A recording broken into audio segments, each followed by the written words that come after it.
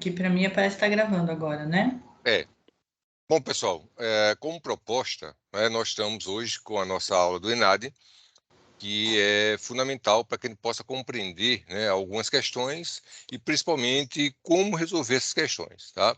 Para isso, nós temos como convidada a professora Carmen Bandini, que é a nossa professora aqui da Estácio, e nós vamos ver alguns gráficos e interpretação desses gráficos. Nós sabemos que a prova do ENADE ela é muito interpretativa, né? Então, assim, que é uma característica, na realidade, dessas provas. E a professora Carmen, ela fez uma coletânea de 2012, 2015, 2018, para que a gente possa compreender de que forma nós podemos interpretar essas tabelas, como nós podemos compreender os gráficos, infográficos, que geralmente, na grande maioria das vezes, né, estão compondo questões, né, das provas. Lógico, não só prova de ENADE, mas prova de concurso também. Tá? Então, o que acontece? Vamos discutir algumas questões. A professora Carbandini vai dar, né, fazer uma apresentação, né, de que forma essa estruturação das questões pode ser interpretada por nós. Eu digo por nós, psicólogos, porque isso não vai servir apenas para o ENADE, tá? Isso serve para a nossa vida profissional e nossa vida acadêmica. Então, professora Carmen Bandini, né, com você. Bom dia, gente. Bom dia, Alessio. Obrigada pelo convite. Eu fico super feliz de falar sobre esse assunto, porque a maior parte dos alunos tem dificuldade com gráficos e tabelas, né? E às vezes deixa de lado a questão, nem lê a questão, porque viu ali uma tabela aí cheia de número e às vezes muitos sinais e questões estatísticas, e aí pula a questão. E num concurso, por exemplo, né, não só no ENAD, mas num concurso, você acertar uma questão que todo mundo pula, pode colocar você muitos degraus acima. Então, se você aprende a fazer essas leituras de gráficos, tabelas, infográficos e ver como eles podem te ajudar durante a questão, você sai na frente de um monte de gente que vai deixar de responder aquela questão ou que vai chutar. E então, se você é um desses, né, que chuta a questão ou que deixa para resolver depois porque fica mais amedrontado quando vê muitas informações em textos, tabelas e gráficos tudo misturado, talvez a aula de hoje te ajude a destrinchar isso e aí você não precise fazer isso. Eu fico feliz de falar sobre esses assuntos, porque dá uma ferramenta a mais para os nossos alunos, para que eles possam se encaminhar melhor na vida profissional, né? Então, olha lá, eu separei algumas questões, principalmente da prova de conhecimentos gerais, onde aparece com maior frequência gráficos, infográficos e tabelas, mas elas também aparecem durante a prova específica do ENAD, né? Mas, de qualquer forma, ao lado ali das questões gerais, de conhecimentos gerais, é onde mais aparece e sempre vai ter muitas questões assim. Então, vale a pena vocês darem uma olhadinha. E eu separei questões de 2012, de 2015 e de 2018, que foram as últimas 3 avaliações do ENAD que a gente teve até aqui, tá? Aí, deixa eu ver como é que eu passo aqui o slide. Ah, sim, peraí que ele estava demorando. Primeiro eu falei de gráficos, infográficos e tabelas. É importante a gente diferenciar cada uma dessas coisas. Os gráficos, de uma forma geral, eles vão aparecer para vocês dessa maneira. O gráfico, ele é composto de 2 eixos, isso aí que vocês estão vendo é um gráfico, né? Ele é composto de 2 eixos diferentes. Vocês conseguem ver o meu mouse ou não? Sim, não, mouse não. Não. Você pode colocar uma canetinha que tem disponível aí. Espera aí, deixa eu achar essa canetinha em algum canto. Será que eu consigo achar a canetinha, Alisson? Você sabe me instruir onde? Peraí, deixa eu ver aqui.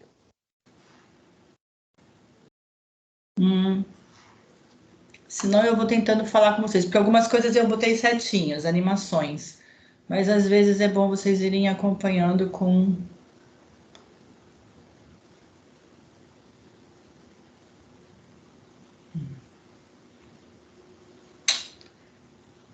Se não der, tudo bem.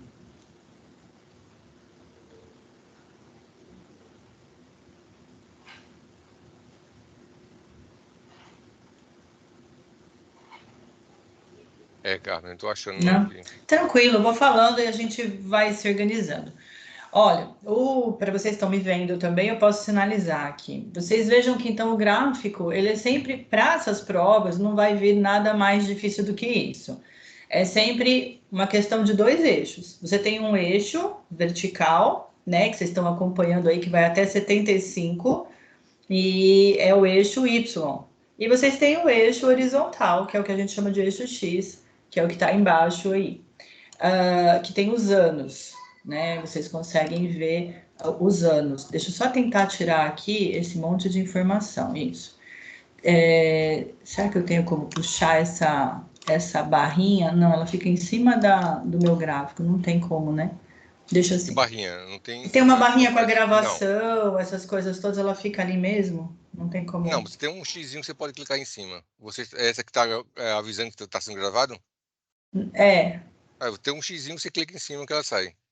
Ué, aqui para mim não aparece nada, gente. Eu sou uma pessoa. Vocês veem como é lindo isso? Uhum. Deixa assim, eu tô vendo de qualquer maneira.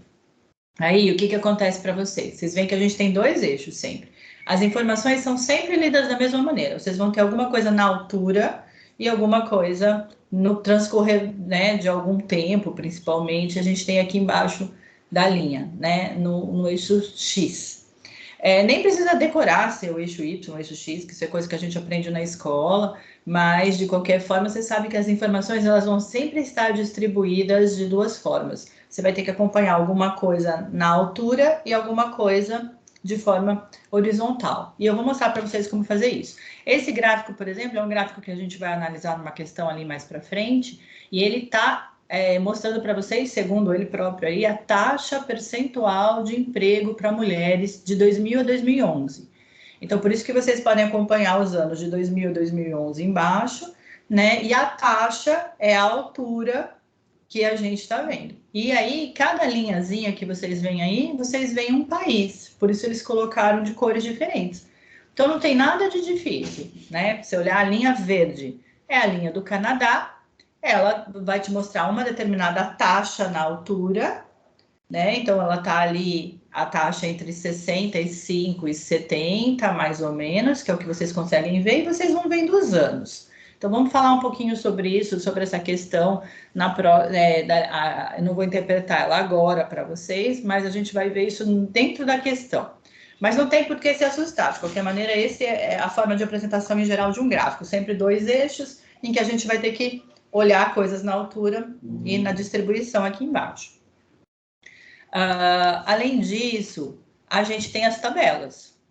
Isso é uma tabela. Tem gente que às vezes fala, eu coloquei uma tabela e na verdade colocou um gráfico num relatório, em algum lugar. Isso é uma tabela, né? Então o gráfico tem aquela cara e a tabela tem essa. Em geral é uma distribuição de dados que você faz de forma escrita. Ela não é, ajuda você como um recurso visual, mas ela tem mais informações escritas. Ela não tem as linhas, não tem desenhos, né? Então a tabela é uma distribuição escrita de informações. Mas a forma de ler também é meio parecida. Você vai ler em colunas e vai ler em linhas. Então você sempre tem uma coluna, como vocês podem ver aí, por exemplo, setores.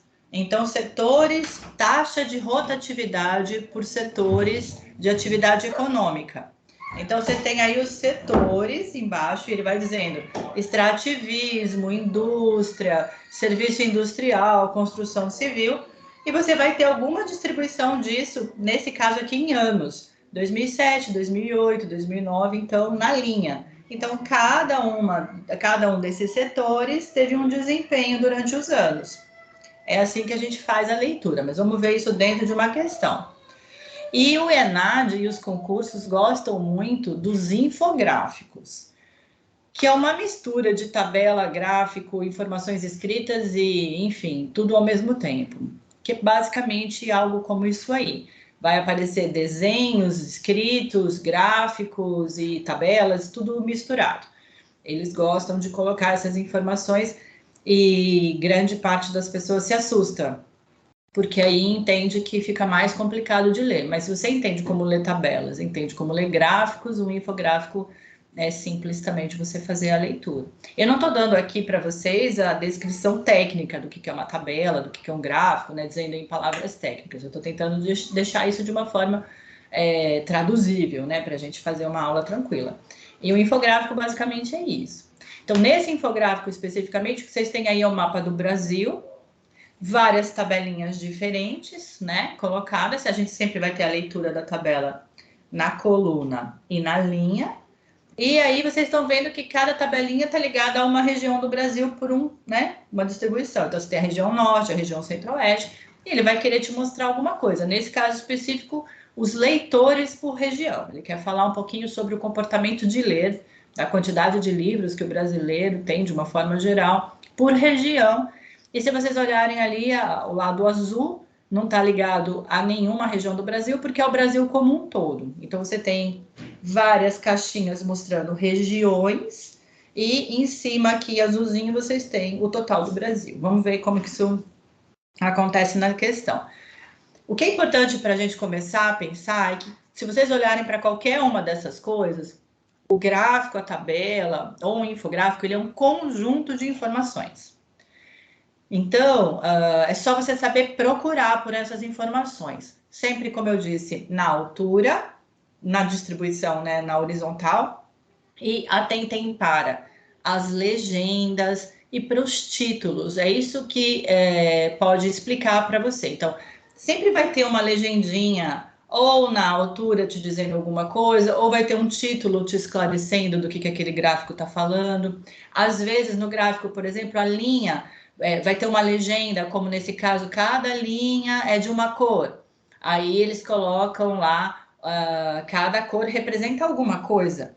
Então, nesse caso, representa países diferentes que vocês estão vendo aí. Poderia aparecer dessa forma: Canadá, Grã-Bretanha, Estados Unidos, Alemanha, colocado mesmo nomezinho na linha, mas às vezes eles não fazem isso. Eles tiram esses nomes daí e colocam do lado uma legendinha, o verde. Aí verde coloca Canadá.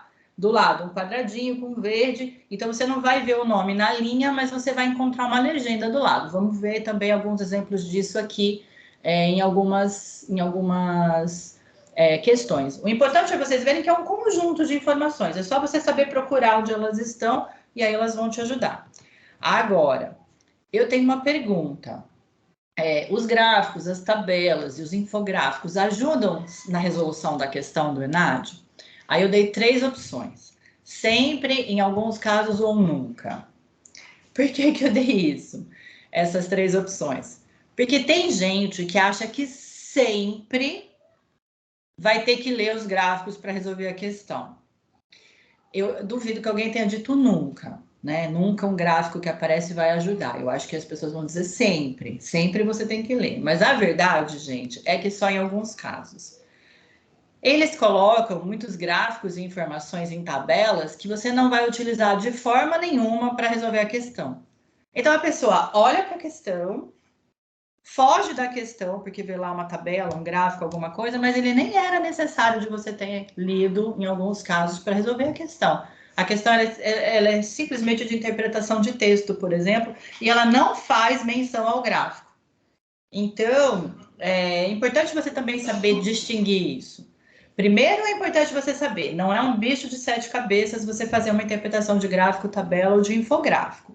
Agora, dado que você tem, que apareceu numa questão de um concurso ou do ENAD, é importante você saber que nem sempre você vai precisar ficar ali procurando as minúcias, porque às vezes aquelas informações que elas estão ali para compor um cenário que não vai ser necessário de uma forma geral para você responder pelas alternativas que estão ali dispostas. Eu vou mostrar uma questão em que você tem lá um conjunto de informações enorme, mas para você responder, não tem a menor necessidade de você olhar para aquele conjunto de informações.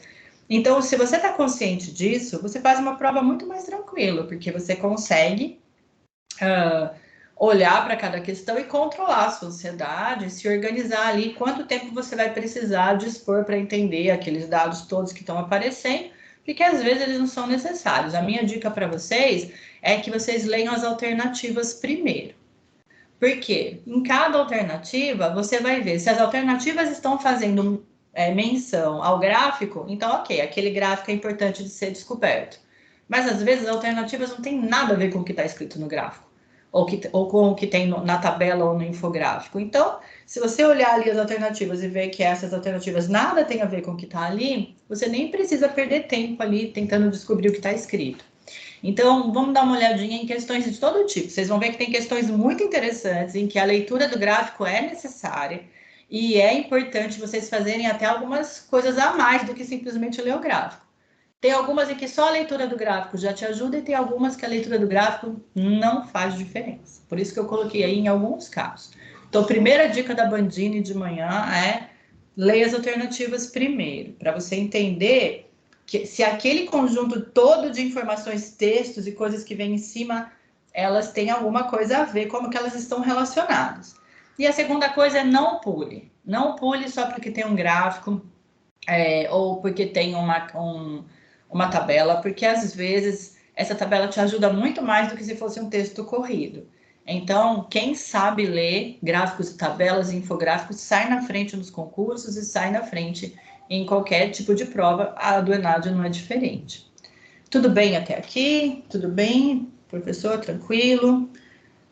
É isso. Qualquer coisa você... Tranquilo, Carmen. Tranquilo. Tá. Qualquer coisa pode Vou desligar o falar. microfone aqui para não ter interferência, viu? Certo, não, mas se precisar de qualquer outra informação, você me avisa, viu? Então, vamos lá para aquela que tem um infográfico. Essa questão é de 2012 e ela aparece assim para vocês na prova. Então, vocês veem que ela tem um pequeno texto em cima, 2 linhas, todas aquelas informações colocadas, e na sequência, eu vou mostrar aqui para vocês algumas coisas, vem as alternativas. Então, como eu falei para vocês, leiam primeiro as alternativas.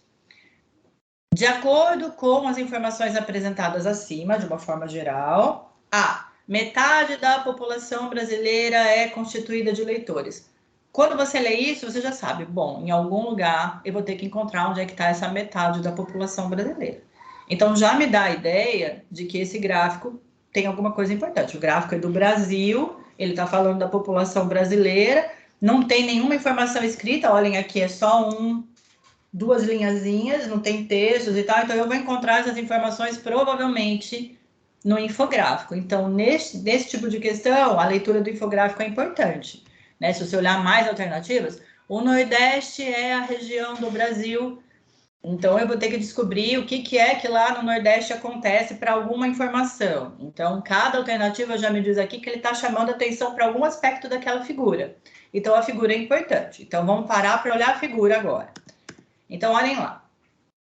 Segundo a pesquisa Retratos da Leitura no Brasil, realizada pelo Instituto ProLivro, e aí eles vão aumentando, vão colocando uma informação bem grande de textos, com coisas extras, né? Para você, não vem nunca só o texto que você realmente precisa ler. Ele vai dizer o nome da pesquisa, quem foi que realizou, às vezes dá alguma informação sobre o instituto que realizou a pesquisa. Isso nada tem a ver com a resolução da questão. Então, é importante vocês tentarem focar no que é realmente importante. Então, segundo a pesquisa Retratos de Leitura do Brasil, realizada pelo Instituto ProLivro, a média anual brasileira de livros lidos por habitante era, em 2011, de 4. Ok, então aqui tem uma informação importante. Média anual brasileira de livros lidos. Então, o brasileiro lia em 2011, em média, 4 livros. É isso que ele escreveu aqui. Em 2007, esse mesmo parâmetro correspondia a 4,7 livros. Então, em 2011, 4. Em 2007, que é antes, 4,7. Primeira informação que eu tenho que tirar aqui é, em 2007... a gente parece que lia mais do que em 2011. Que tragédia, né, gente? Então, você lia 4,7, que já é nada, de livros em 2007 e passou a ler em 2011 4 só. Né? Então, seria quase 5 livros em 2007 e passou a ler 4, em média, em 2011. Lembrando que média é aquela medida que vai somar, né, todo mundo e dividir pelo número de pessoas que foram somadas. Então, vai ter o cara que lê 100 livros, vai ter o cara que lê nenhum, e na soma toda geral, depois da divisão, que você vai encontrar em 4, né? Então, basicamente, cada brasileiro lê aí 4 livros. Ok, agora vamos olhar as figuras. A figura tem um mapa do Brasil, e aí vocês encontram aí, como eu disse, as regiões nas caixinhas, né? E em cima aqui em azulzinho o total do Brasil. Então vamos tentar olhar. Primeira informação importante aí, ó, é o título do infográfico, proporção de eleitores por região. Então, de 2007 e de 2011. É isso que está escrito aí. Segunda conjunto de informação importante, vocês vão encontrar tabelinhas, cada uma com uma região diferente. E isso é importante porque a gente já leu as alternativas e viu que eles estão separando por região. Na região Nordeste, na região Sudeste, é isso que apareceu ali nas alternativas. E outra coisa que é importante é a coluna. A coluna, ela mostra o quê? Ela mostra os anos. Então, você vai ter ano em 2007, ano em 2011, para você fazer a comparação. Como era antes e como ficou depois. Essas são as informações importantes. Notem aqui só uma coisa interessante, é que vocês encontram no próprio gráfico uma setinha vermelha para baixo. Então, olha aí na região norte, que é o primeiro laranjinha. Vocês vão ver porcentagem do total de eleitores brasileiros, de total de eleitores brasileiros, e você coloca ali, ó, proporção regional, 55 e depois 47. E vocês estão vendo uma setinha para baixo. Então, o próprio infográfico está mostrando para vocês que houve uma queda nessa questão de eleitores de 2007 para 2011, certo? Como que você resolveria essa questão agora que você já entendeu como ela está? Você tem ali o Brasil, tem separado por regiões, tá vendo que houve uma queda, né, nessa proporção de eleitores aí. Na região norte, você encontra a setinha vermelha na região norte, na região centro-oeste, na região sul, não encontra na região nordeste, porque veja, a proporção regional no nordeste, vocês conseguem acompanhar comigo ali? É a tabelinha rosa.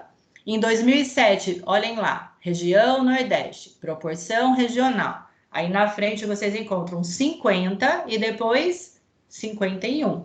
Então quer dizer que a região nordeste ali, a proporção ela não caiu, nas outras regiões caíram. E aí vem a da região sudeste, em que também caiu. Quando vocês encontram essas setinhas aí para baixo, não as minhas, as que estão no próprio infográfico, vocês já sabem que alguma informação ele quer dar com isso. Vai aparecer com certeza alguma alternativa do tipo todos, nenhum, que aí você vai poder descartar de cara. Porque caiu em todo o Brasil? Não, caiu na maior parte das regiões, mas não caiu em uma. Então, que é a da região Nordeste. Então, dê uma olhadinha aí comigo. Vamos para as alternativas, ó. Metade da população, alternativa A, tá? De acordo com as informações acima, verifica-se que, alternativa A, metade da população brasileira é constituída de leitores que tendem a ler mais livros a cada ano. Gente, metade da população brasileira tende a ler mais livro a cada ano? Não. A gente não precisaria nem olhar para o infográfico, porque vocês já viram que a proporção de livros caiu de 4,7 para 4. Se eu olhar pela região, pelas regiões, ela caiu em todas as regiões, exceto o Nordeste. E se eu olhar para a região brasileira, a proporção caiu de 55 para 50. Olhem aí na tabelinha azul. Então, essa alternativa, com certeza, não é a verdadeira. Né? Não tem absolutamente nada a ver. Por quê? Por esse conjunto todo de informações que eu já vi. Eu já vi que houve queda na maior parte das regiões e tal. Então, eles colocam a metade, o dobro, só para vocês ficarem noiados. Mas a ideia não é essa. A ideia é não, vem caindo, não vem aumentando. Então, metade da população brasileira é constituída de leitores que tendem a ler mais livros? Não está tendendo a ler mais livros. Na verdade, está todo mundo tendendo a ler menos, em todas as regiões. O Nordeste é a região do Brasil em que há maior proporção de eleitores em relação à população. Aí a gente precisa olhar. Se vocês olharem cada região, a gente tem que olhar a proporção de leitores. E vocês encontram essa proporção aí. Vejam que há vem na tabela, está escrito lá, o nome da região, região Nordeste. E embaixo vocês encontram ali, ó, porcentagem do total de leitores brasileiros, proporção regional. E embaixo, milhões de leitores. proporção regional, no caso do Nordeste, que é o rosinha, a tabela rosa, vocês estão encontrando 50 em 2007 e 51 em 2011. É a maior?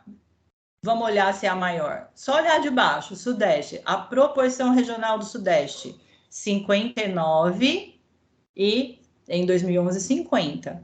Então, não é a maior proporção regional a do Nordeste. Se vocês olharem a região Centro-Oeste aqui do lado, ó, também 59 e 53, né? Proporção regional, 59 em 2007, 53 em 2011. Então, a do Nordeste não é a maior proporção regional de eleitores em relação à sua população. A própria tabela te dá esse dado facilzinho ali. O número de eleitores em cada região brasileira corresponde a mais da metade da população da região. Eles começam a colocar essas questões assim, que é para vocês ficarem tensos. Meu Deus, o número de eleitores em cada região corresponde a mais da metade da população da região. Como que eu vou saber isso? É muito simples, ó. Vocês estão olhando ali o número total de eleitores brasileiros, proporção regional. Proporção regional, metade, 50, né? A gente sempre vai ter números acima de 50, metade disso, né, da proporção não seria tudo 100%, metade 50. Então, olha lá a questão. O número de eleitores em cada região corresponde a mais da metade da população? Não, tem região aí que você tem, olha lá, região norte, 47% de eleitores. Não é mais da metade. Metade de 100% de eleitores seria pelo menos 50, olha lá. Em 2011, 47. Na região sul, 43 em 2011, né, na proporção regional. Então, a proporção não é sempre mais da metade. O Sudeste apresenta o maior número de eleitores do país, mesmo tendo diminuído esse número em 2011. Vamos olhar? Região Sudeste, o verdinho. Proporção regional, 59.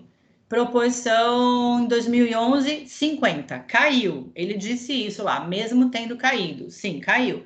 É a maior quantidade de eleitores? É só vocês verem pelos milhões de eleitores que tem. Olha lá, que a questão está dizendo assim, o Sudeste apresenta o maior número. Ele não está mais falando da proporção, ele está falando número de eleitores. Olhem lá, milhões de eleitores no Sudeste. Saiu de 43 milhões e caiu para 38 milhões. Vamos olhar as outras? Região Norte, milhões de eleitores. A primeira lá em cima, 7 milhões em 2007, 7,5, né? E 2011, 6,6 milhões. Então, o Sudeste tem muito mais, são 43 milhões de eleitores. Tem alguma dessas caixinhas aí que a gente vai ter mais do que 40 milhões de eleitores? Não, só do Brasil, né? Mas a do Brasil não é região do Brasil. O Brasil é o Brasil somando todo mundo. Então, ó, na região norte caiu de 7 para 6,6, na região centro-oeste de 7,1 para 6,8, na região nordeste de 24 milhões para 25, subiu para 25 milhões, mas nenhum deles chega a 43 milhões, né? E 38 milhões de eleitores. Então, provavelmente é a letra D, eu não preciso nem ler a letra E. Diz lá, o Sudeste apresenta o maior número de eleitores do país, mesmo tendo diminuído, em número bruto. É essa mesmo. Então, veja, neste caso, a leitura do gráfico ela é essencial, mas ela não é difícil, porque você tem ali todas as informações necessárias. Se aparecesse o meu mouse, ajudava bem mais. Mas a ideia qual é? Para eu ir mostrando para vocês aí, apontandinho, né? Mas a ideia qual é? Que vocês conseguem ver que a leitura não é tão difícil, é só vocês verem do que é que a questão está falando. E é importante prestar atenção e sempre ler e tentando marcar o que é o essencial de cada alternativa. Vejam que a alternativa A fala de população brasileira. A alternativa B fala o Nordeste é a região em que há a maior proporção de eleitores. Então, num caso, proporção, na outra, população. Você só tem que procurar por essas informações no gráfico. Onde que está a proporção? Está lá na linha, é a linha do meio. Onde que está a população? Está ali, em milhões de eleitores, o número de eleitores. Então, E isso que vai sinalizar para vocês onde vocês encontram as informações. Então, se você tivesse que responder essa, você responderia aqui, então, a letra D. Eu não preciso nem ler a última, mas vamos ler. A leitura está disseminada em um universo cada vez maior de brasileiros, independente da região. Lógico que não. A gente acabou de ver que caiu de 2007 para 2011 e caiu em todas as regiões, menos na região Nordeste, o número de leitores. Então, ela não está disseminada em um universo cada vez maior. Ela está disseminada, ela está voltando, né? Está diminuindo o número de leitores no Brasil. Então, essa E não faria sentido nenhum, por isso que é a letra D. Ok, professor, tudo bem? Se ficar claro, se quiser fazer algum apontamento. Tá ótimo, bastante claro. Tá bom. Vamos tentar outra, então. Essa daqui mostra uma tabela, também de 2011. De 12, desculpa. E veja, é um conjunto de informações e embaixo você tem um texto.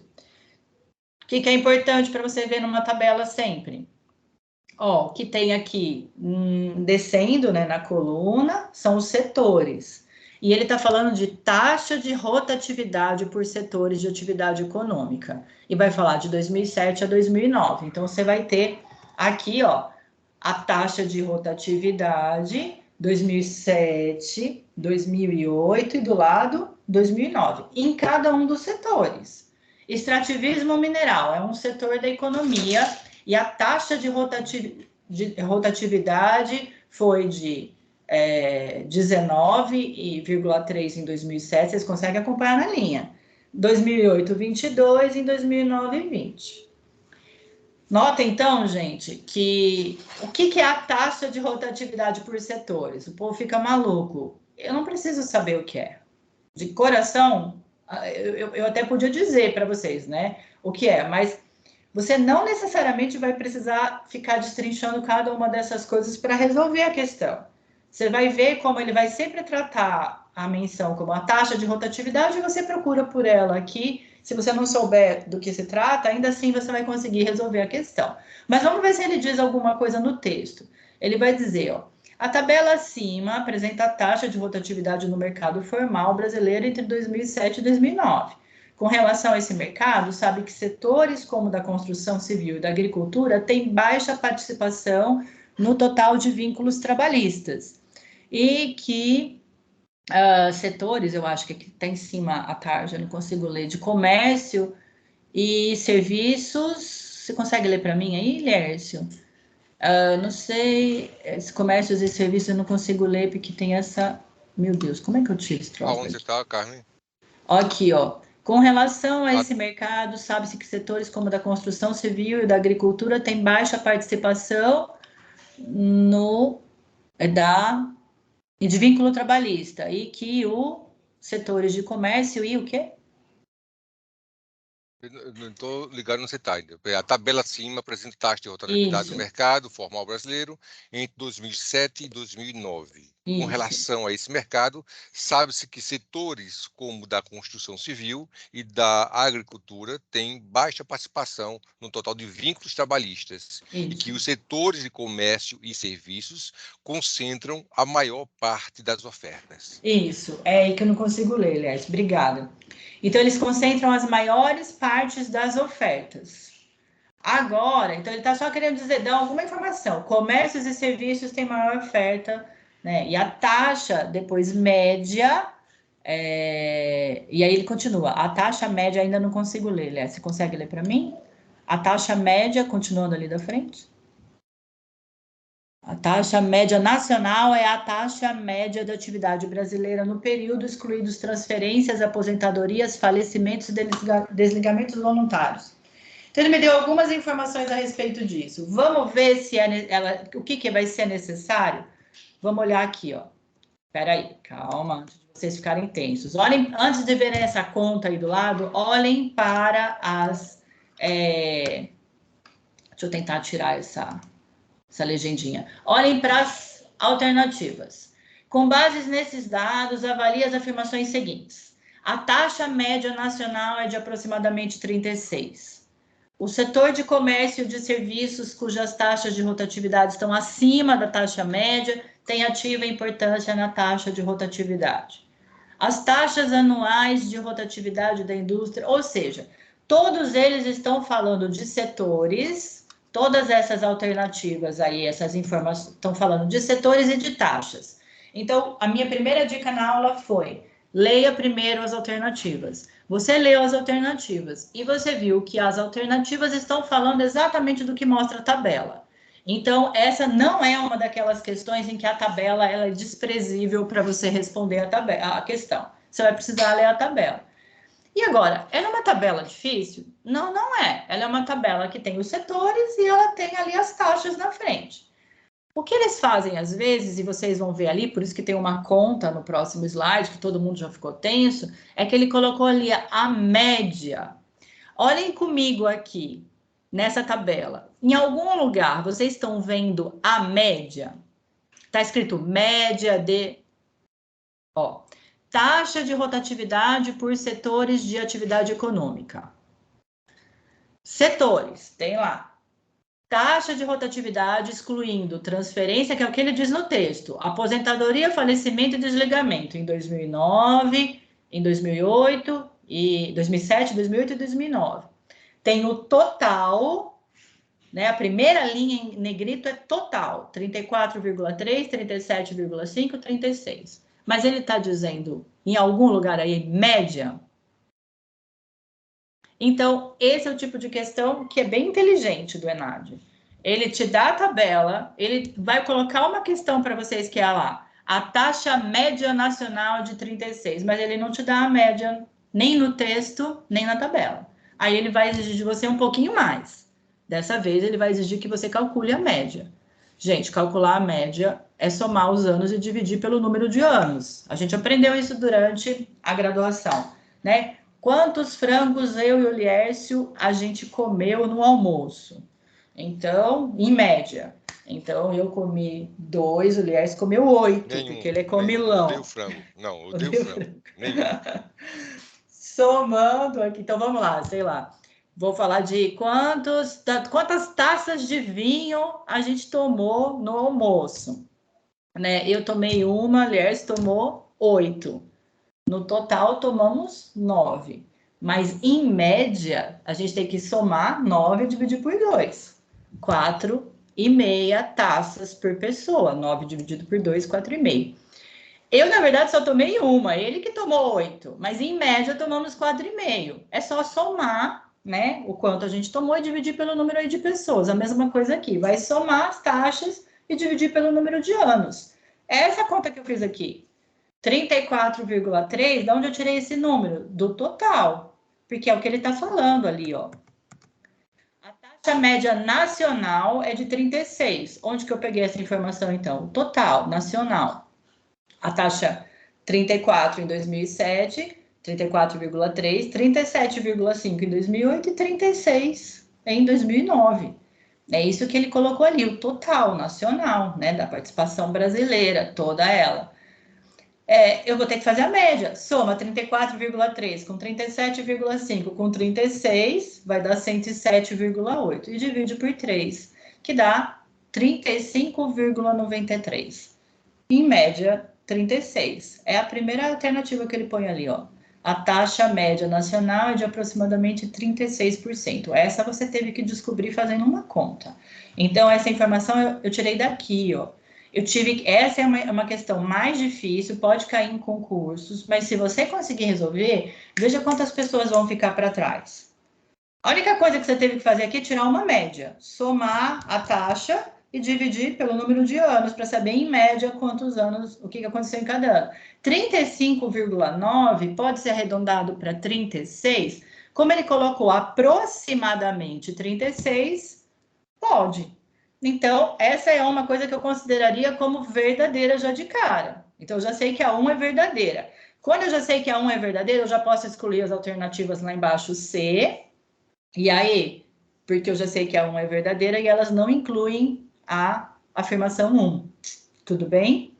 Então, agora eu estou contando só com a B e a D. Se vocês olharem lá, é correto o que se afirma em... Vamos ver, é correto o que se afirma em 1? É correto. 2. O setor de comércio de serviços, cujas taxas de rotatividade estão acima da média nacional, a média eu já descobri que é 36%. Vamos ver se elas estão acima mesmo? Voltem lá. Taxa de comércio. Tá lá. Extrativismo, indústria, serviço, construção, comércio. Comércio, em 2007, 40, 42, em 2008, 41 em 2009. Tá acima de 36. Então, essa informação é verdadeira. Serviços, 37, tá embaixo de comércio. Tá vendo? Serviços, 37,6, 39,8, 37,7. Todos estão acima de 36. Então, até aqui, essa afirmação é verdadeira. O setor de comércio e de serviços cujas taxas de rotatividade estão acima da média, sim, porque a média é 36, está sempre acima, tem ativa importância na taxa de rotatividade em razão do volume de vínculos trabalhistas por ele estabelecidos. O que eles colocam ali na sequência é uma informação que você não tem, né, em nenhum outro, não tem como tirar da tabela, mas tem como tirar do texto. Lembra que no texto a gente viu que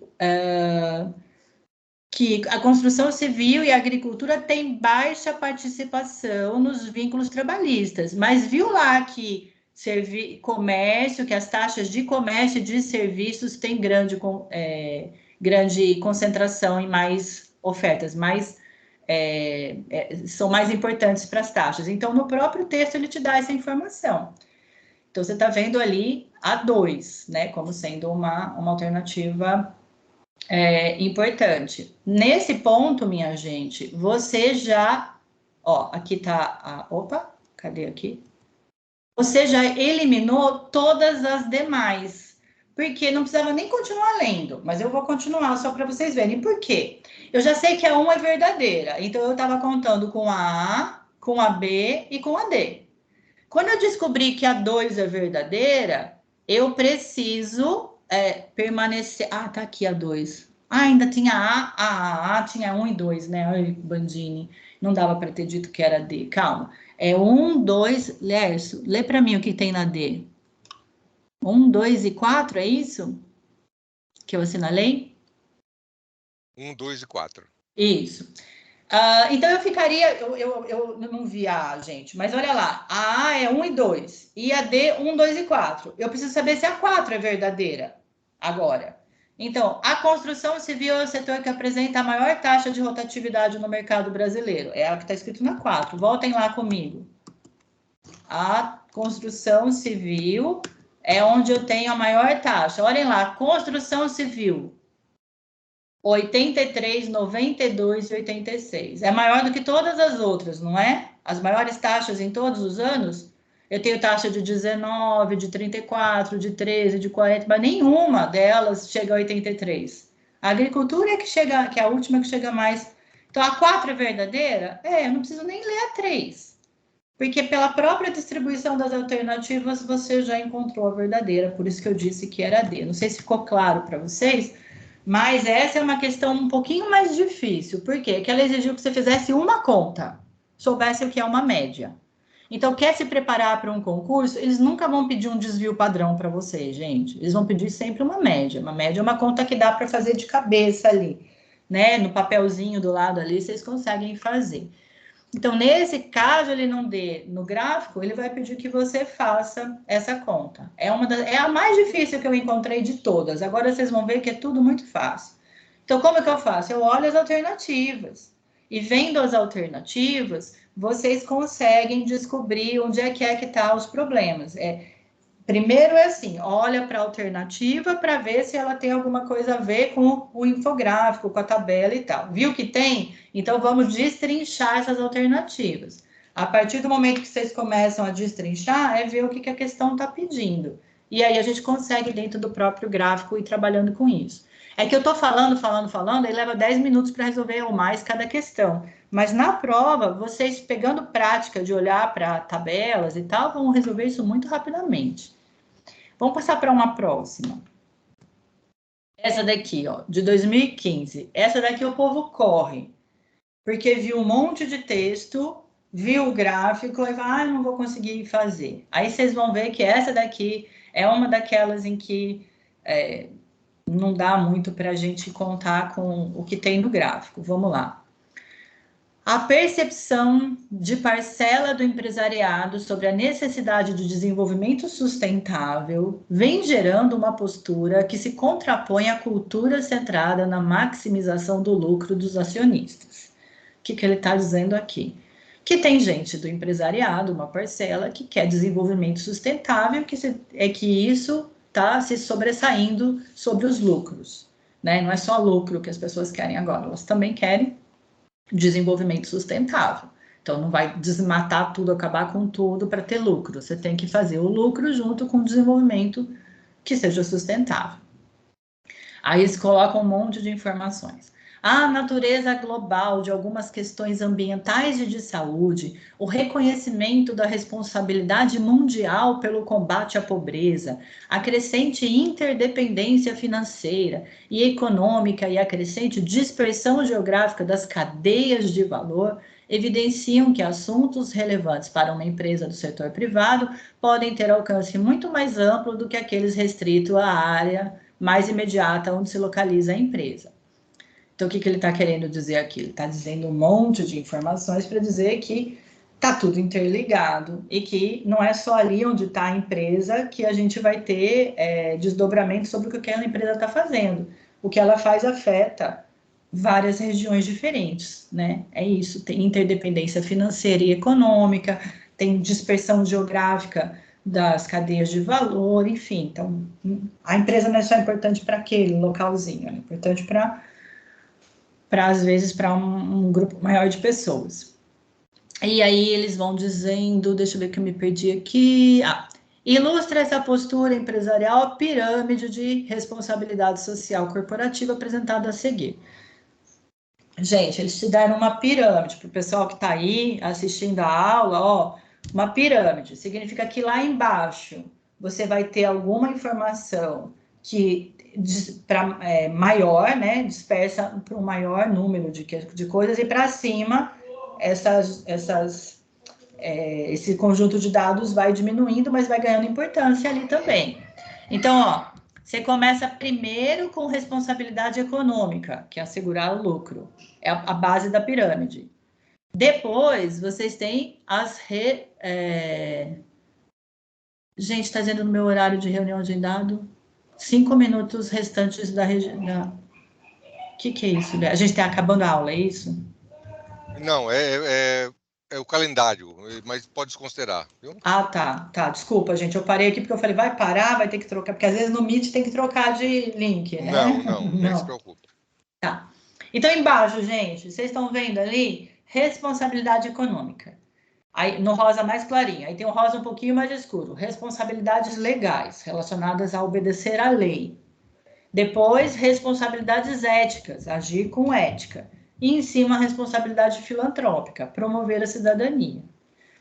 Então, ele está me dizendo que, até aqui, que existem diferentes formas de responsabilidade e que, hoje em dia, a gente tem que procurar desenvolvimento sustentável em vez de só lucro. Até aqui foi só isso que ele me disse. Vamos ver. Com relação à responsabilidade social corporativa, avalie as afirmações a seguir. 1. A responsabilidade social pressupõe estudo de impactos potenciais e reais de decisões e atividades da organização, o que exige atenção constante às ações cotidianas, regulares de uma organização e blá, blá, blá.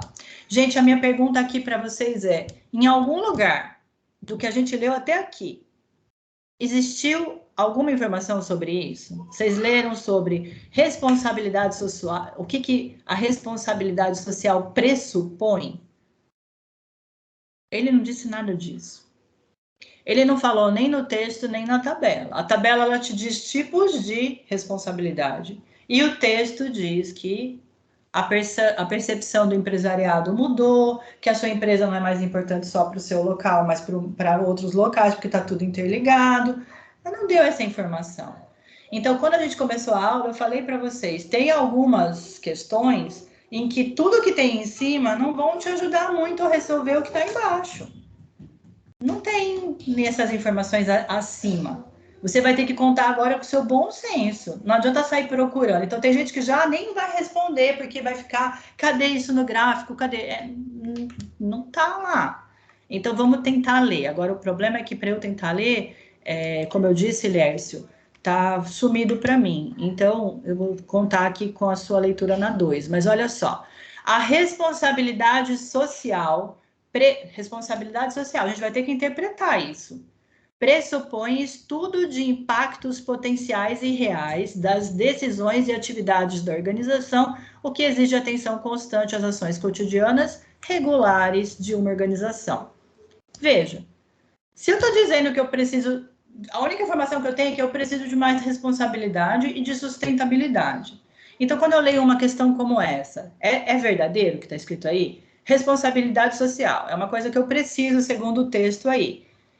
Pressupõe o quê, então? Que eu faça estudos de impacto das minhas decisões e das atividades? Me parece que para eu realmente ter alguma responsabilidade, eu preciso saber qual é o impacto das ações que eu tenho dentro da minha empresa, né? Se eu não quero causar mal a mais ninguém, né, eu não posso sair por aí fazendo qualquer coisa. Então, tecnicamente, me parece verdadeiro o que está aí, né? Eu tenho que ter um estudo dos impactos potenciais. Agora, vocês não vão encontrar correlação direta com nada que tem no texto. Não tem nada ali. E esse gráfico aí, essa pirâmide, ela não está dizendo para vocês nada sobre responsabilidade social de uma forma. Não tem lá um responsabilidade social, impactos e tal. Então, nem ajuda a procurar. Você só sabe que está tudo interligado e que você precisa ter. Então, teoricamente, me parece ser verdadeira. Vamos ver a segunda. Você consegue ler para mim, né? Essa afirmativa 2, por favor? Desculpa estar te abusando assim. Mas é que eu realmente não consigo ler e não consigo tirar É isso, essa Carmen, tranquilo. A2. À medida que a responsabilidade econômica de uma organização diminui, a responsabilidade social corporativa aumenta e, por conseguinte, a empresa passa a agir com ética. Olha, ele está dizendo que à medida que a responsabilidade econômica diminui, a responsabilidade social aumenta.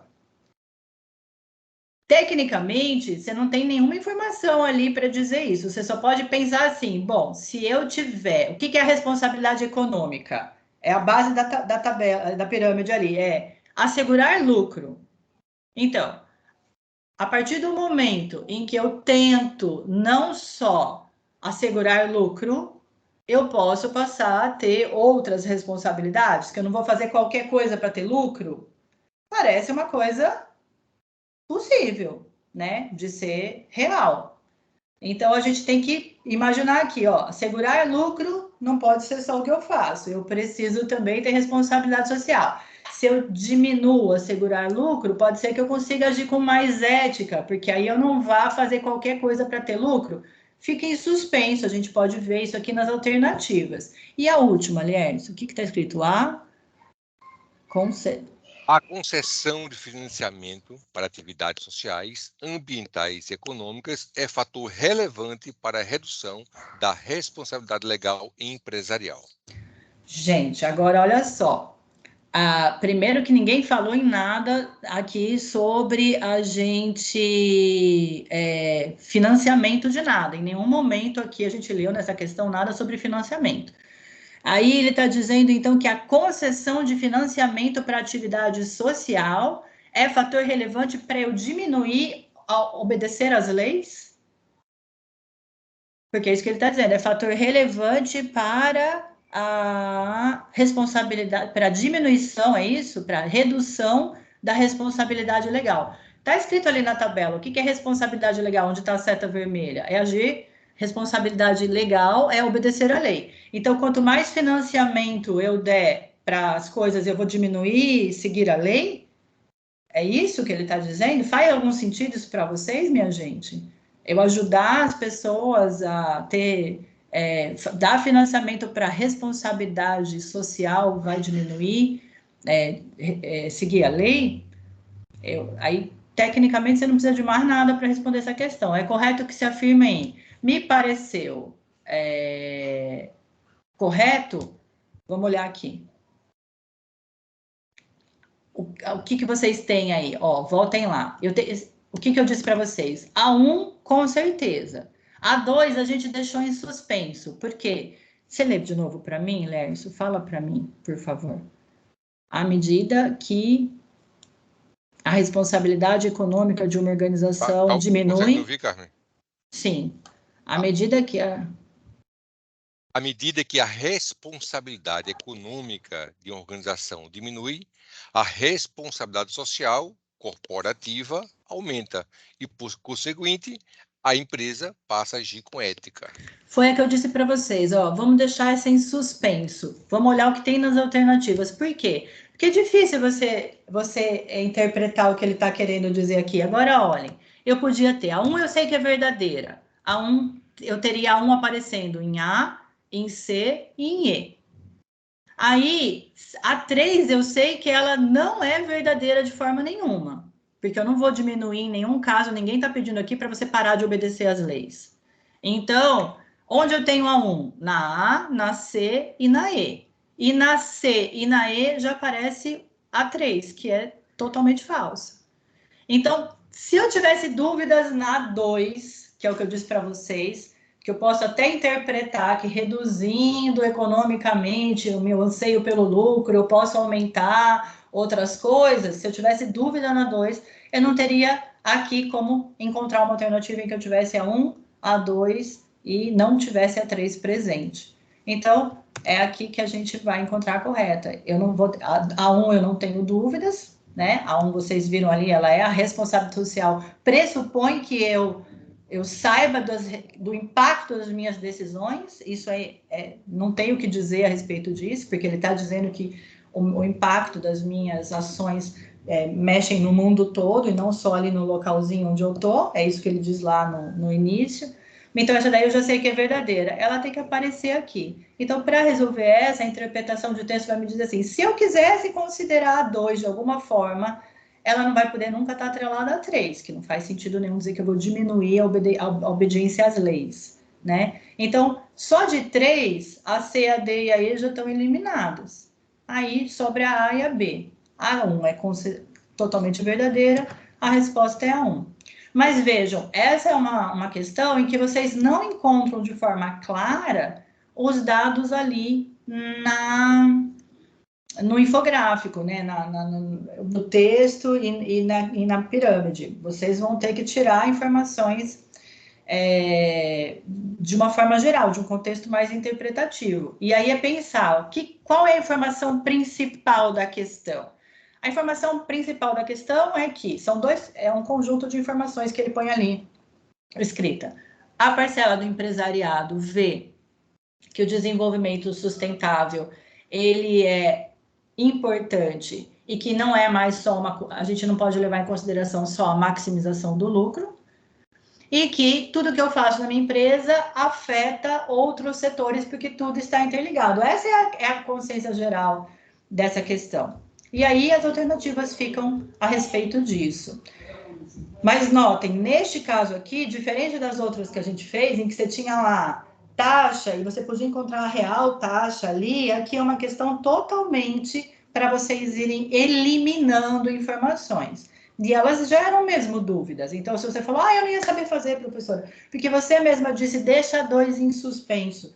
Deixa 2 em suspenso e vamos ver o que a gente encontra nas alternativas para a gente poder resolver isso de uma forma adequada. Se você encontrar nas alternativas uma que você vê que é verdadeira, como a 1, e uma que você vê que é patentemente falsa, como a 3, você já pode eliminar várias das possibilidades aqui. A gente está falando de um concurso, gente. Concurso é isso, é a gente saber resolver a questão. Mesmo porque, muitas vezes, você não vai concordar com a posição da pessoa que está lá, fazendo a questão. Então, ele está dizendo isso sobre a responsabilidade social, ética, diminui, não sei o quê. Você vai ter autores que vão concordar com isso, autores que não vão concordar. Não é uma questão aqui de se você acha certo ou não. Você tem que entender, isso é importante, gravem isso, dica da Bandini número 3. Não é se você concorda com o que ele está dizendo ou não concorda. É se tem alguma lógica dentro daquela questão, daquele sistema de alternativas que ele montou ou não. Porque ciência, minha gente, não é concordância. Tanto que no final de todo artigo você vê lá um item que chama discussão, não vê lá concordância, você vê discussão, ou seja, as pessoas discutem coisas. Elas não concordam na maior parte das vezes, elas mostram que elas estão, né, tipo, cada um pensa de um jeito, há vertentes para um lado, vertentes para o outro. Professor, eu concordo que a 2 é verdadeira. Então, você pode até discutir, achar um leitor, um autor que diga alguma coisa, mas não é isso que você precisa no concurso. No concurso, você precisa ver as informações que estão de acordo com o que ele está colocando aí, não com o que você pensa. Tudo bem? Então, neste caso aqui, a gente encontrou que a solução seria a 1. Alguém tem dúvida, gente? Aliás, eu não sei quanto tempo mais eu tenho aqui, aí você me diz. Eu acho que você... Carmen. O tempo é o seu tempo. Né? Não, então... Você. Se o pessoal quiser... Se você deixar ser explorada, nós vamos explorar você até amanhã direto. Não, eu separei acho que mais uma questão aqui. Eu não me lembro bem se são mais uma, mas essa do gráfico seria legal a gente ver, né? Uma com gráfico real. Aí se eu tiver esse tempinho, se o pessoal aguentar aí, a gente vê a do gráfico. Tá? Porque essa também é simples. Essa é de 2015 e eu separei uma de 2018. Então significa que tem mais uma depois disso. Deixa eu ver aqui. Peraí. Tem mais uma só depois. A gente pode pular algumas, tá bom? Porque eu separei muitas achando que ia ser mais rápido, inclusive. Mas acho que todo mundo já entendeu. A gente já leu uma tabela, já leu 2 infográficos e vamos ler agora um gráfico. Pelo menos esse conjunto de informações a gente tem. Para vocês saberem como fazer. E para não ficar muito monótono. Então, essa é a questão 5 de 2015, também de conhecimentos gerais. As taxas de emprego para mulheres são afetadas diretamente por ciclos econômicos e por políticas de governo que contemplam a inclusão das mulheres no mercado de trabalho. Essa é uma opinião do cara que está escrevendo aí, ele não diz baseado em que ele diz isso. Ele disse que mulheres têm emprego quando, de acordo com os ciclos econômicos, então o que está acontecendo com a economia, e se há políticas do governo para incluir mulheres no mercado de trabalho. É uma afirmação que ele fez. O gráfico a seguir apresenta variações das taxas percentuais de emprego para mulheres em alguns países, em 2000 a 2011. Gente, se é verdade ou não é verdade o que ele escreveu aí, não nos interessa. Se você concorda ou não concorda, também não nos interessa. O importante é a gente descobrir a lógica deles aí. O que mostra esse gráfico, como eu já falei para vocês? A primeira coisa é que vocês têm aí, ó, a taxa percentual de emprego. Então, a gente tem a taxa percentual de emprego pelos anos. Então, lá no começo da aula eu falei para vocês, o gráfico, por isso que está aqui, ó, essa próxima figura. Vocês lembram de batalha naval? Vocês já jogaram batalha naval? A gente tinha muito isso em coisa de televisão. Às vezes ele dizia B4 vai afundar um... Né? O gráfico, eu não sei, se alguém não jogou batalha naval na vida, aí meu exemplo fica pior ainda. Mas, veja, quem jogou sabe do que eu estou falando. Pode olhar aí. Batalha naval era um jogo em que você colocava lá naviozinhos e coisas assim dentro de uma folha quadriculada e a pessoa dizia para você, eu quero atirar no A1. Aí você ia lá no A, na linha do A, na coluna do 1 e via se você tinha colocado um barquinho lá. Se você tinha colocado um barquinho lá, o cara ele tinha te afundado, né? Era isso.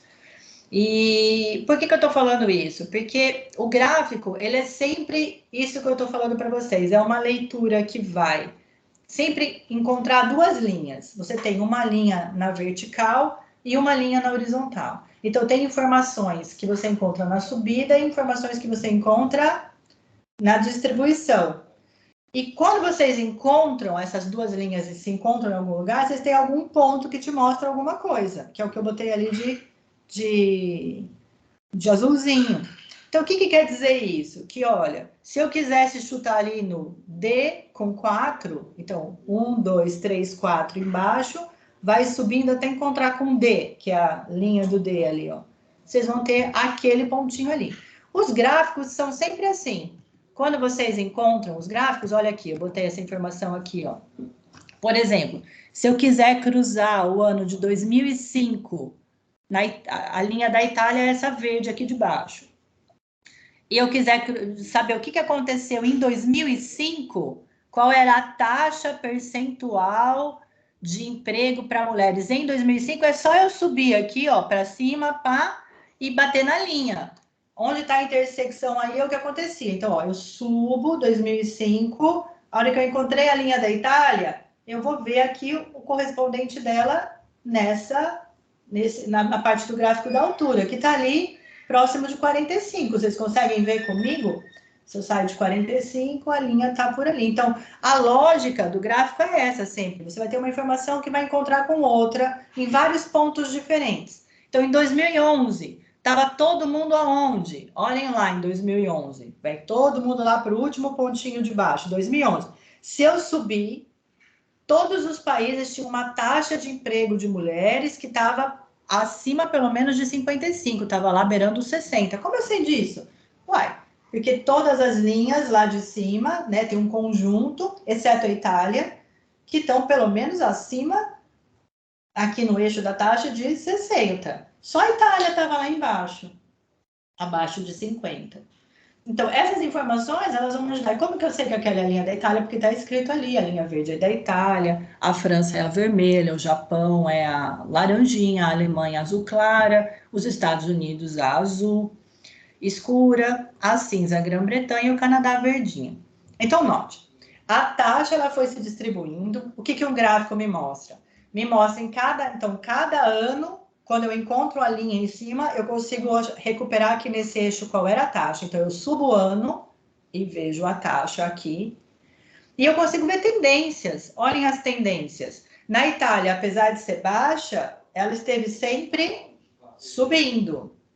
Nos Estados Unidos, olha, que é a linha azul escura, ela começou em cima e ela vem caindo. Vocês conseguem ver? Ela mantém um pouco né, na mesma taxa e depois ela cai um pouco. Então, eu consigo ver as tendências também nas linhas. A linha azul escura, ela mostra isso. A Alemanha, vocês veem que ela subiu, subiu, subiu. Né? A Alemanha azul clarinha. Ela começou com uma taxa de emprego, ali de percentual de emprego abaixo de 60 e foi subindo, subindo, subindo, sempre, não caiu. Então, esses são os conjuntos de dados que eu consigo ver num gráfico. Então, você vê as tendências, você pode ver um ponto específico. Então, ele pode te perguntar, no ano tal, perguntou no ano tal? Olha lá embaixo no ano e sobe. Bateu na linha, liga lá no outro lado e você vai encontrar um número. Aí você vai ver a informação. Ah, no intervalo tal, do ano de 2007 a 2009. Olha ali embaixo, sobe, a hora que bateu na linha, você consegue ver como é que estava o gráfico aqui. Vamos olhar isso. Como eu disse para vocês, sempre comecem a ler pelas alternativas, para você ver o quanto que o gráfico vai te ajudar. E ele diz já de cara, com base no gráfico, conclui-se que de 2000 a 2011, a taxa de mulheres, de emprego para mulheres, manteve constante na Itália.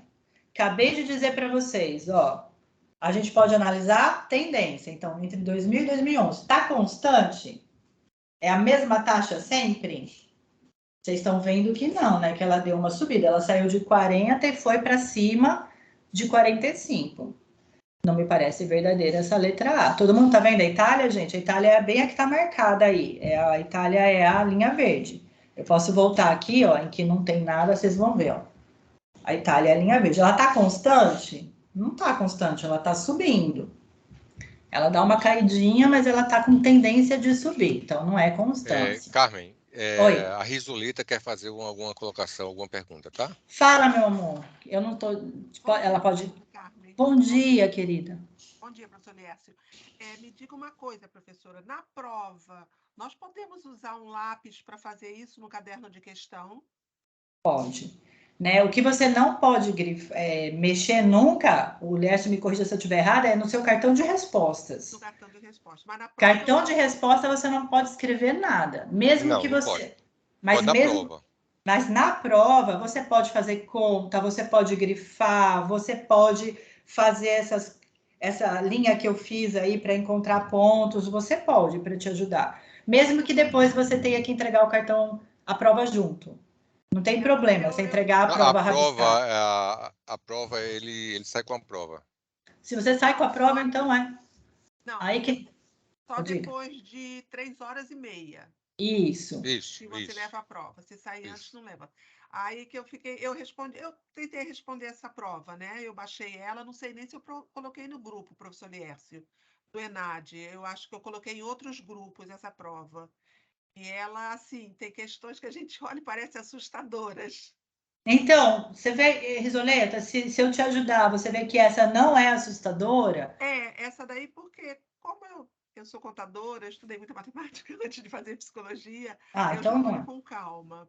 Tá certo, professora, obrigada, tá? Tá jóia. Não, então para você é tranquilo, mas eu imagino que você deve ter colegas aí, não sei se tem alguém aqui nos assistindo, que já ia pular, né? Por isso que a gente está aqui tentando dizer para vocês que dá para ler, é só vocês manterem a calma e saberem aonde procurar a informação, né? Então é isso. Mas você pode escrever sim, viu, Risoleta? Fazer conta à vontade. Só não risque jamais o seu cartão de resposta, tá? Então vamos lá. Manteve-se constante na Itália. Não me parece que ficou constante na Itália. Manteve-se crescente na França e no Japão. Vamos ver se a tendência é de crescimento na França e no Japão? Vamos ver aqui, calma, que o senhor tocou. Opa, que eu fui para frente, era para ir para trás. Ó, Japão, minha gente. O Japão, a França é a linha vermelha, né? É isso que ele estava falando? Ele estava falando do Japão, a França e do Japão, isso. Crescente, ó, a França é a linha vermelha. Mas ela teve ali uma certa quedinha, agora é uma tendência de crescimento. E no Japão começou, deu uma quedinha e depois ela foi subindo. O Japão é a linhazinha laranja. Então a tendência é de crescimento, apesar de que teve pontos em que houve alguma quedinha. Então, olha lá, manteve-se crescente. Eu não gosto disso, como eu disse, é uma questão de interpretação aqui. Ela teve algumas quedinhas, né? Mas a tendência é de crescimento na França e no Japão. Mas teve algumas quedinhas. Então, vamos ler as outras para ver se a gente encontra algo melhor aqui. Atingiu na Grã-Bretanha o seu valor máximo em 2011. Então, aqui, gente, está aquela informação. Eu vou ter que achar 2011 embaixo e subir até encontrar a linha da Grã-Bretanha para ver se era o valor máximo. Vamos ver. Ó, quando eu vou aqui em 2011, é o último ponto do gráfico, né? É o último ano aqui. Sobe até a linha da Grã-Bretanha, que é a linha cinza. O ponto mais alto dessa linha da Grã-Bretanha está em 2011? Não, eu tenho um ponto mais alto em 2008, me parece. Um pouquinho mais alto, mas é em 2008. Então, essa com certeza não é verdadeira. Vocês conseguem ver em 2008? Por que em 2008? É só, ó, vou voltar aqui nessa de cá, ó, gente. Grã-Bretanha, linha cinza. 2011, a última. Subo, bato lá. Eu olho, tem algum ponto maior do que aquele de 2011? Se vocês forem voltando no tempo, vocês vão ver que ela tem uma inclinadinha para cima e depois ela vai mais alta do que em 2011. Então, o ponto pico não foi em 2011. Eu tenho pontos mais altos em outros anos, voltando na linha lá. Então, essa com certeza não é verdadeira. Vamos lá para frente. Aumentou mais na Alemanha que nos demais países pesquisados. Então, aumentou mais na Alemanha que nos demais países pesquisados. Vamos voltar. Opa, vamos voltar lá. A Alemanha. Cadê a Alemanha, gente? A Alemanha é a curva azulzinha clara. Todo mundo concorda comigo? A Alemanha é a única curva realmente que eu tenho para cima, não é? Ela não é o ponto mais alto, o Canadá é mais alto, mas ela aumentou muito na Alemanha, ela tem uma curva muito alta. Não é isso que vocês estão vendo lá na frente? Vamos para frente. Opa, oh, meu Deus. Aqui. Manteve-se superior a 60% no Canadá, na Alemanha e nos Estados Unidos. Vamos ver se é verdadeira. 60%, gente. Olhem ali no eixo Y. 60%. Quando vocês encontrarem os 60%, deem uma olhadinha nas demais, né? Nos 60%. Esteve sempre, o que ele disse lá? Manteve-se superior a 60% no Canadá, na Alemanha e nos Estados Unidos. Se eu pegar a Alemanha, sempre esteve acima de 60%, é a linha azul, clarinha. Sempre esteve acima de 60%.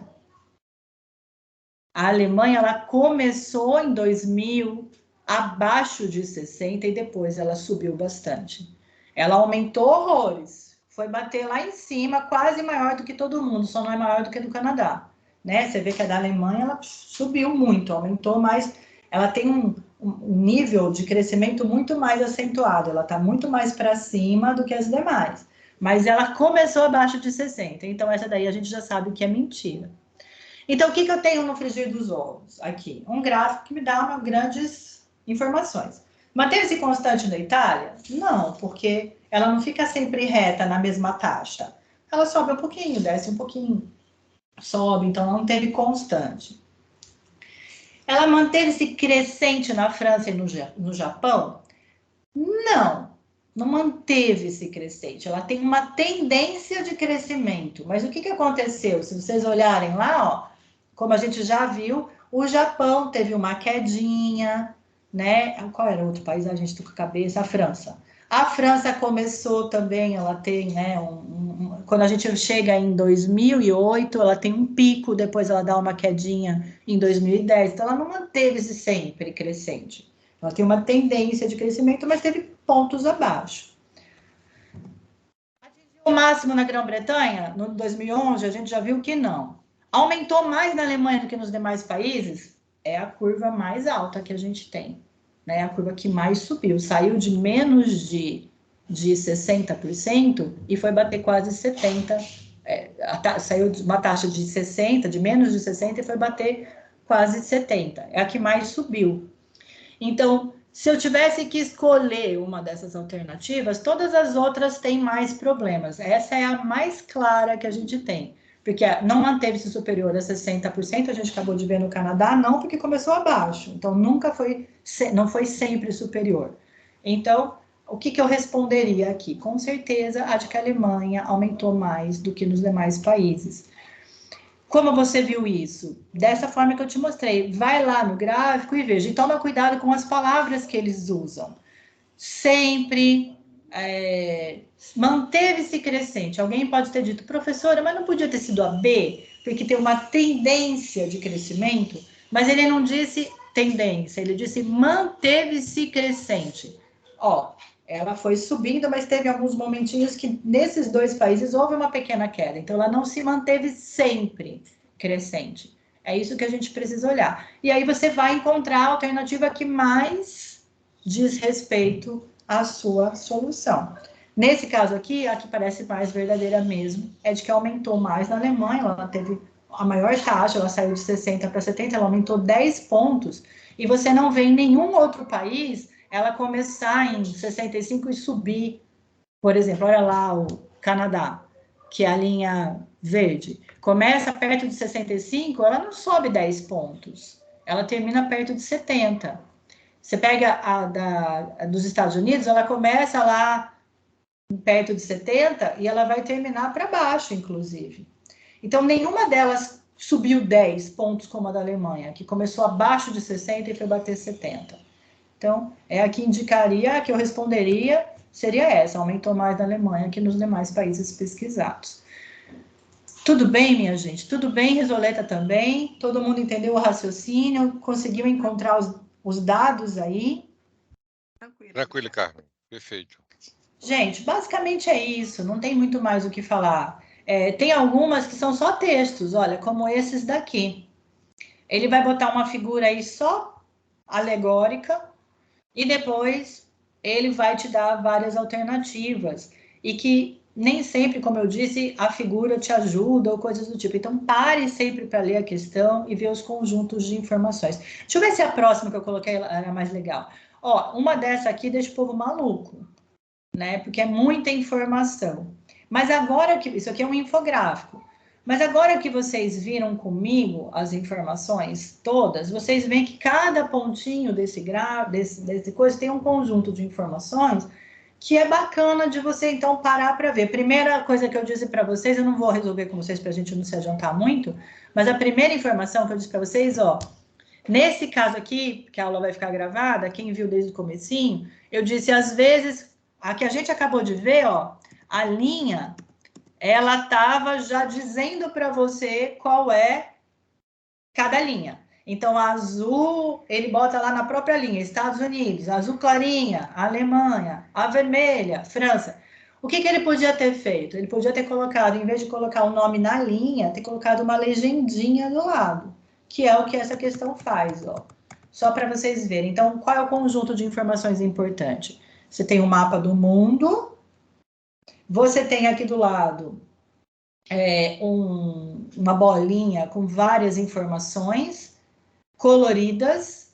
E onde está a legenda dessas informações? Aqui, ó. O que é o laranja dessa bolinha em volta do 1? É soja. O que é o amarelinho? É milho. O que é o rosinha? É algodão. Vocês estão vendo? Aí eu sou cega pra caramba, eu acho que é um verde clarinho, é alfafa. E depois ali no 1 eu tô lendo. E depois vem um 2,4 que é um cinza, outras culturas. Vamos olhar o Brasil? Acha o Brasil aí no mapa. Todo mundo achou o Brasil, pelo amor do meu senhor, né? Encontraram? O Brasil tá ali no 2. O Brasil tem mais o quê? É o laranja, né? A volta toda ali, ó, é o laranja. Ele tem soja. Alguma coisa com soja vai tratar nessa questão.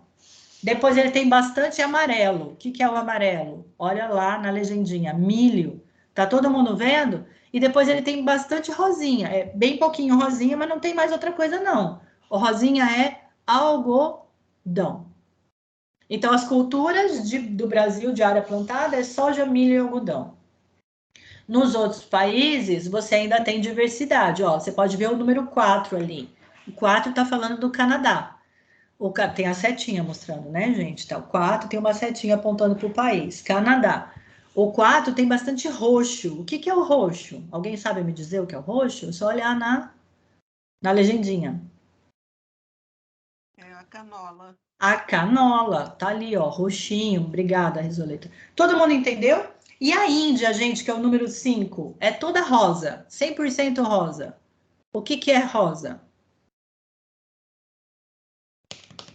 Algodão. Então, quando eu for olhar as alternativas, agora que eu disse para vocês, comecem pelas alternativas. Vocês vão ver que essas alternativas provavelmente vão voltar a essas questões. Onde tem mais milho? Onde tem mais soja? Onde planta mais isso? E aí vocês vão encontrar as informações. Vamos só, ó. A distribuição da área plantada com... deixa eu ver, o gráfico. 5 países, o título, gente. Com maior área plantada de transgênicos do mundo. Então, isso é transgênicos, tá bom? Área de transgênicos. Quer dizer que a Índia tem 100% de algodão transgênico. Ok. Aí vocês vão ter lá as alternativas. A distribuição da área plantada com transgênicos no mundo reflete o nível de desenvolvimento econômico dos países. Aí você vai ter que pensar a respeito. Se a área plantada com transgênico tem a ver com o país ser desenvolvido ou não, né? Não tem nenhuma informação dessas a ser dada aqui no gráfico, de qualquer forma. Mas a gente vai ter que pensar. Os Estados Unidos da América possuem a maior área plantada de algodão. A gente acabou de ver que quem tem bastante algodão é a Índia. Então, vocês vão ter que agora dar uma procurada daquelas informações aqui no gráfico. Mas vejam que não é difícil de encontrar. Todo mundo entendeu bem, assim? Então, vocês... É só saber se guiar na leitura das bolinhas, saber onde encontrar a informação. Então, procurem as legendas, procurem o título. Se for gráfico, olhem sempre o que tem aqui, né, nas duas tendências, e leiam primeiro as alternativas. Como eu disse, para saber se as alternativas refletem alguma coisa do desenho. Porque em alguns casos, como aquele da pirâmide, a alternativa não tem a ver com a pirâmide que aparece ali, ela tem a ver com o contexto geral. Então, você vai ter que ir buscando as informações ali na hora de interpretar. E aí, às vezes, é uma palavrinha ou outra que te ajuda a ver. Prestem sempre atenção se aparece sempre, constante, porque quando quer dizer constante, há uma constante crescimento, então não pode ter queda. Sempre foi assim. Aí, se tem um pontinho que mostra que não foi sempre assim, pronto, não foi sempre assim. Tomem cuidado com essas palavrinhas e vocês vão ver que não é difícil de encontrar. Quando os nomes não aparecem no gráfico, podem aparecer na legenda, mas aí vocês podem se divertir encontrando informações interessantes aí a respeito dos países. tá certo? Então, uma questão como essa, ela não é difícil de responder. Metade das pessoas, elas somem dessa questão, elas vão para outras com medo, mas vocês vendo aqui que dá para responder, que é só ir procurando as informações, né? Onde é que tá? Sempre aparece setinha, né? Ah, eu não sei, professora, como é que você viu que o 5 é a Índia? Ué, porque a bolinha 5, né, com o número 5, tem uma setinha indicando ali Índia, e tá escrito Índia. Eu não preciso deduzir que país é aquele, né? A Argentina tá ali na bolinha 3, porque a bolinha... Então, vão procurando essas informações que vocês conseguem. Notem que esse gráfico, ele ainda abaixo, ele apresenta uma linha, né? Umas linhas coloridas ali, total de área plantada com transgênicos no mundo. 189,8 milhões de hectares, ele está dizendo ali, né? E aí ele vai dizendo porcentagem pelos países, ó, na primeira divisão por país, Estados Unidos tem uma área grande, 39,5, o Brasil, depois a Argentina, o Canadá, a Índia e outros países. Tudo bem? Então, ele ainda vai te dar mais algumas informações ali embaixo, que pode ser que sejam úteis. É só você fuçar para responder. Mas pelas cores também isso te ajuda bastante a descobrir. Tudo bem, gente? Diga. Por favor, o item 4 da resposta, que é a área de produção de soja transgênica é maior no Brasil que na Argentina. Eu não sei se eu não estou conseguindo ver as maior. cores. Olha, por que veja, essa questão, essa seria, essa é uma, ó, qual é a resposta? Eu fiz essa conta aqui, porque eu achei que alguém, se você tentou resolver essa questão, não foi, Risoleta? Tentei, porque eu achei que a soja na Argentina seria 76,5. Eu não sei se eu estou confundindo as cores. Não tá. Mas é que aqui você tem que fazer uma continha, que tá aí do lado. Vou te mostrar, então, só para você entender. Ó, eu até tinha marcado essa alternativa, porque eu achei que podia dar confusão mesmo. Mas é porque você olhou o dado em porcentagem. E ele está falando de área de produção. Área. Então, olha só, gente, o que a Risoleta está falando? Quem aí boiou no que ela falou? Tem uma alternativa que vai dizer a área de produção de soja é maior no Brasil. Ele não está dizendo a porcentagem da área plantada. Ele não está dizendo quantos por cento, né, da área plantada é maior no Brasil ou na Argentina. Ele está dizendo a área. Se você vier aqui no Brasil, dá uma olhadinha. O Brasil é o número 2 e a Argentina é o número 3. Dá uma olhadinha na área de soja do Brasil. Está lá dizendo 67% do que está plantado no Brasil é soja transgênica. E na Argentina, 76% é soja. Se você for nesse número direto, você vai dizer que está errado. Mais na Argentina do que no Brasil. Só que ele não está falando da porcentagem do Brasil. Ele está falando da área plantada. Olhem aí no 2, quanto a gente tem de área plantada no Brasil, embaixo do 2? 50 milhões de hectares no todo. E na Argentina, 23,6 milhões de hectares. Vocês estão encontrando esse dado aí? O resto do pessoal que está vendo a aula. Você não está vendo aí embaixo do 2, não está vendo 50,2 mi barra HA? Isso quer dizer 50,2 milhões de hectares de área plantada. E na Argentina, 23 milhões,6. Então, a Argentina, de cara, já tem uma área plantada que é metade da nossa. A gente plantou, não interessa o quê? 50 milhões de hectares e eles plantaram só 23. Tudo bem, Risoleta? Agora, desses 23 deles, 76% é soja. Só que é 76% desses 23. E o nosso é 67% de 50 milhões. Você consegue entender a diferença? Obrigada, entendi sim. Agora eu entendi. Então, pessoal, o que ele está dizendo lá? Ó, aí é uma coisa importante, ó. Aqui, ó. 67% de 50 milhões. Se eu fosse falar, professora, eu vou ter que fazer essa conta na prova. Eu não vou conseguir, vai. Pensa comigo, gente. Quanto é 50% de 50 milhões? Não é 50% não é metade? Então, 25 milhões, eu estou falando 50, 67, eu não preciso fazer a conta com 67. Faz com 50 aí para você ver. Eu plantei no Brasil 50 milhões de sei lá Deus o quê. Aí soja é 67% desses 50 milhões. Se soja fosse 50, pelo menos 25 milhões de hectares do Brasil já era só de soja. Aí vê comigo aí, gente. 20, ó, se fosse 50, é 67, é mais. Mas se fosse só 50%, já dava 25 milhões de hectares de soja. Quantos hectares no todo tem a Argentina plantada com todas as culturas?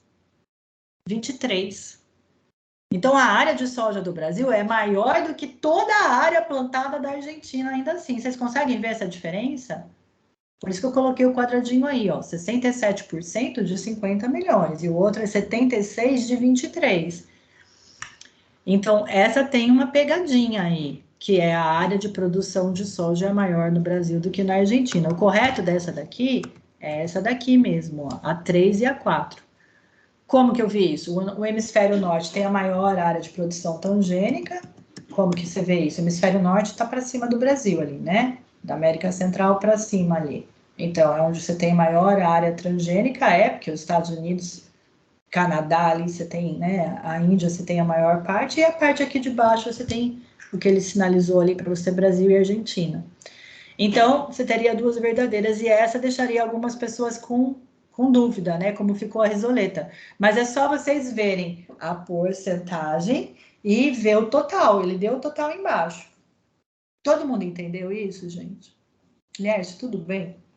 Se a gente tivesse ao vivo, ficava muito mais fácil, que eu podia pegar vocês, mostrar no quadro, aquela coisa. Aula gravada é isso, eu fico aqui com os dedinhos e ninguém vê, né? Mas é isso.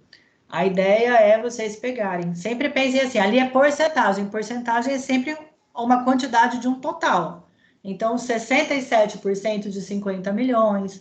Ali nos Estados Unidos é 45% de 75 milhões de hectares. Então, isso em número bruto dá um número diferente, né, gente? É isso. Eles poderiam, pelo menos, ter passado a linha do Equador aqui para a gente... Para ajudar. Mas, gente, pensa aí que a linha do Equador, ela cruza aí no Brasil. Eu passei ela mentalmente aqui. Isso. Vocês têm Obrigada, professora. Imagina, vocês têm que passar em cima, que é para a gente não ter muita dificuldade, né? Mas falou hemisfério norte, já pensa lá no que tiver mais para cima, né? Que é para caso você não saiba exatamente por onde vai passar a linha do Equador, não lembra da hora da escola, já pensa, bom, hemisfério norte fica para cima, hemisfério sul fica para baixo. Então, o que tem para baixo aqui mesmo é Brasil e Argentina, porque o resto ele não sinalizou muito bem, não, né? E aí o que está para cima, grande, que você pode ver, é Canadá e Estados Unidos. Se você não souber para onde que fica a Índia, minha gente, você pensa assim, não sei se ela está metade para cima, metade para baixo, pelo menos pensa, né, na quantidade que tem no Brasil e na Argentina e soma a quantidade que tem o Canadá com os Estados Unidos, que aí vocês vão ter já alguma divisão aí importante, viu? Para ajudar na resolução da questão. E é isso, minha gente. Eu acho que dá para vocês terem alguma ideia. Ficam aqui, então, as minhas dicas. Não corram da questão, leiam as alternativas e não precisam concordar com o que está dizendo o cara, não, né? Vocês precisam, na verdade, entender se o que as alternativas estão de acordo com a figura, não com o que você pensa. De acordo com a figura, de acordo com o que diz o texto, de acordo com aquelas informações. Tá certo? Basicamente é isso. Carmen, obrigado, Carmen, Imagina. pela sua disponibilidade, né? Então, assim, eu falei no início da aula que a proposta da Carmen não é só discutir nada, é discutir prova de concurso, né? Isso serve para concurso.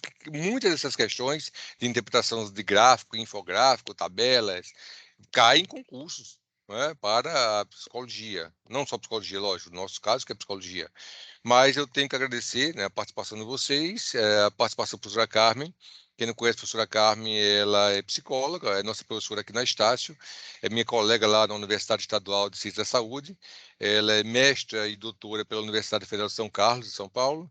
E, Carmen, mais uma vez, obrigado pela sua disponibilidade, tá bom? Gente, Imagina. brigadão, vamos ficar por aqui, a aula vai estar gravada, certo? para quem não pôde comparecer, mas depois eu passo o link para vocês, tá bom? Um abração a todos.